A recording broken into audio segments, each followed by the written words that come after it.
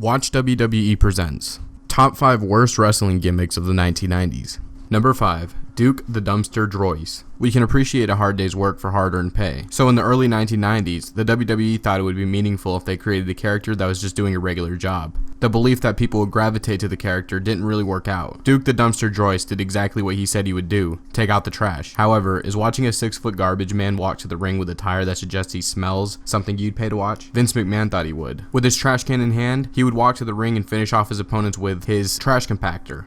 Number 4. Nails. The Prisoner, the Convict. If the name Kevin Watchels doesn't ring a bell, it's understandable. What may, however, ring a bell was the gimmick Watchels had in the early part of the decade. He debuted in the WWE as Nails, an ex-convict who in a series of promos declared he was bent on exacting revenge against the Big Boss Man. He came to the ring dressed in a one-piece orange prison jumpsuit. His primary feud was with the Boss Man, but he did tease a feud with The Undertaker. Number 3. Abe Knuckleball Schwartz. The man behind the makeup was a longtime WWE enhancement talent, Steve Lombardi. Lombardi went by a number of names, with the Brooklyn Brawler being the most notable. However, in the early 90s, Lombardi was a character tied to professional baseball, and went by the name Abe Knuckleball Schwartz. His face was painted like a baseball, and he wore a baseball jersey with the number 00 on his back. At the time, Major League Baseball was in the midst of a player strike, so the character made sense. He also came to the ring led by the song Take Me Out to the Ball Game, only a slowed down and creepier version of it. Much to no one's surprise, Abe Knuckleball Schwartz didn't last very long, but the memory of his time in the WWE will. Number 2. The Goon. During the 1990s, it seemed as though the WWE had a fascination with tying their characters to other sports. If it wasn't Knuckleball Schwartz, it was Sparky Plug. There was a time, however, where one character was named according to how he played his particular sport. The Goon was a character that appeared to be inspired by the Paul Newman film, Slapshot, but did nothing to make his fans believe he had any actual hockey skill. He was just dressed like a hockey player, with his boots even resembling skates without blades. Number 1. The Man with No Name. The Zodiac. Ed Leslie was a fairly popular wrestler during the 1980s. During wrestling's boom in the 80s,